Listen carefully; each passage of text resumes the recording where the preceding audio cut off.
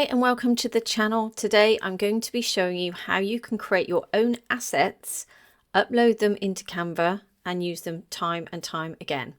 Now, what do I mean by an asset? Right, so let's go up to the top here and let's just type in logo.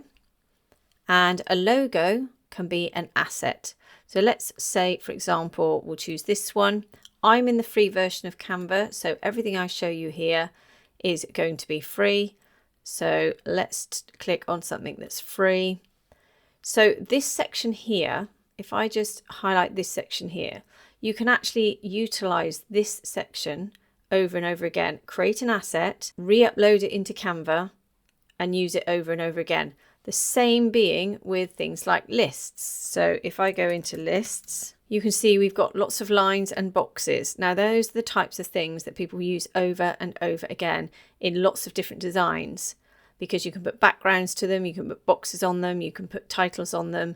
So I'm going to show you how to create a list as an asset that you can use over and over again. Now, this doesn't mean to say you can't use other things. It just means that's what I'm going to show you how to do today. So let's go back to the home page in Canva, go to custom size. I'm just going to select A4 portrait, and it depends on what you want to create. If you go to elements and you go to graphics, you can type in lists and press enter, and it will actually show you a number of lists that you can already use. Now you can see that lots of these are on the paid version because we've got the little crown in the bottom right hand corner. So I'm going to show you how to start from scratch and upload this into your personal assets. So here we've got our blank A4 page, and I'm going to go to elements. I'm just going to go back here. I'm just going to type in shapes because my icon hasn't come up.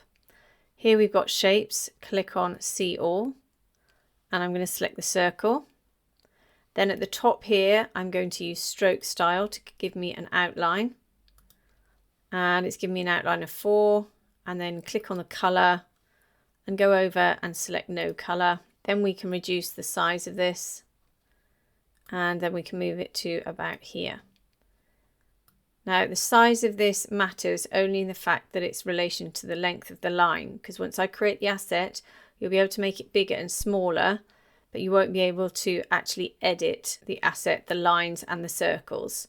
So you can make this as big or as small as you like. Deselect, check you're happy, reselect it, click on the duplicate box there. And then what I will do, I'm going to move this down roughly to where I want this circle to be below the next one. And then if I select duplicate as well, the next time it duplicates, it will do it exactly the same spacing and location as the one above. And if I just keep clicking, you can see that will continue to do it all the way down. So it will save me lots of time and effort later. What I can do to check it is select them all, click and drag across everything, then go up to position, and then just check it's centered. If they are, it will be grayed out, and check they're vertically aligned, and they are, because again this is grayed out. If I had one of these off to the side and then I selected them all, you can see all my assets are no longer grayed out. So click center and it will recenter them, and vertically it will make sure they're all correctly in line. Then I can group this if I want to, and then deselect. Now I can go to elements, and now I can type in lines, and then I can select a line of my choice. I'm just going to select this one here and then move it up to the top here. And I'm going to move it so it's roughly in line with the bottom of that circle. I can zoom in and then I can make sure it's lined up with the bottom of that circle. I can use my arrow key to just move it down. Perfect. And then use my arrow key to move it out to the side. And then I can extend this line as much as I like. Once I'm happy, I just duplicate it again. And once again, I can move this one down to that space there. And now I can just click duplicate, just keep clicking on each one, and it should line up with the bottom of the circle of each one. Now you can see it hasn't quite done that because this one here at the bottom is not lined up with the bottom of the circle. Now a good technique to use is actually to click on the bottom one, Move that one down with your arrow key so it is in line with the bottom one. Zoom back out. Then reselect just the lines. Go to position. And then go to vertically align or space even vertically. And then deselect. And then visually you can just go through and see if that is the case. Now what we can do to check is select them all, group them, and then I can use my arrow key to move this whole thing over, all the lines over. So just to check the alignment, and you can see they're all perfectly lined up with those circles, and then I can just move them out to exactly where I want them. Once I've done that, I can select them all. Then I can go to group. So now we've got all one group. Then I can go to these three dots here, go down to download selection. Then I can just click download. You can see it's downloading here. I'm going to allow it to download to my computer. It's now downloaded. So now, let's just move this one out of the way. Now I can go to uploads. Then I can go to upload files. I can then go to untitled design, which is the one that I downloaded, and click upload. And you can see that asset is now downloading. Now I can simply just click on it, and this is all now created just as an image. So I can now reduce the size of it. I can make it bigger, and I can just put that anywhere in my document. I can duplicate it to make that list longer if I want to. I can then fully customize this. I can put outlines around it. So go to elements. Let's go to square. Let's click on this one. Let's just pull that one down.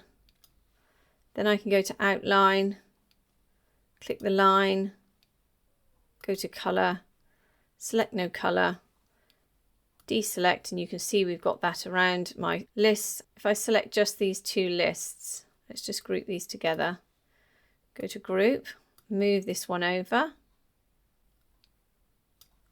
I can select them both, go to position, and we're nicely centered to the middle and the center. Deselect. You can then create titles, group them all together.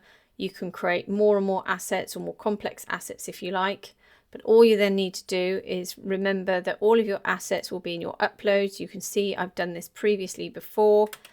There's also logos as well. So if I wanted to reuse a logo, I've made a logo, and then I can just click on it, and then I can simply pop it into my design and use it wherever I like. Don't get rid of your original asset for the time being, because you can go back in and actually customize this if you feel that something's not quite right or the lines aren't quite long enough. You can go in and actually re-customize this asset. So I'm just going to quickly show you how to make one more, which is a logo. So let's just select some text. There we go. Let's select letter O, go to the top here, select 150, and we can change the font. Let's choose this one here. Let's actually change that to 250, and then duplicate it. Click on the three dots and go to duplicate.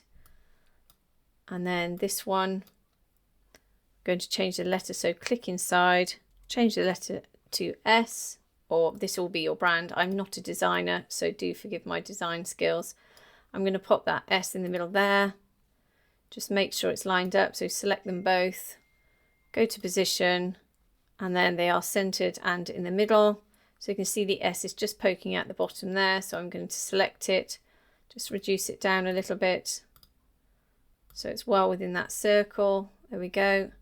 Select them both, go to group, and go to elements, and select circles at the top here. So make sure you're in graphics or shapes, or at the top you just type in circle, press enter, click on the circle, go to the color, select your brand choice.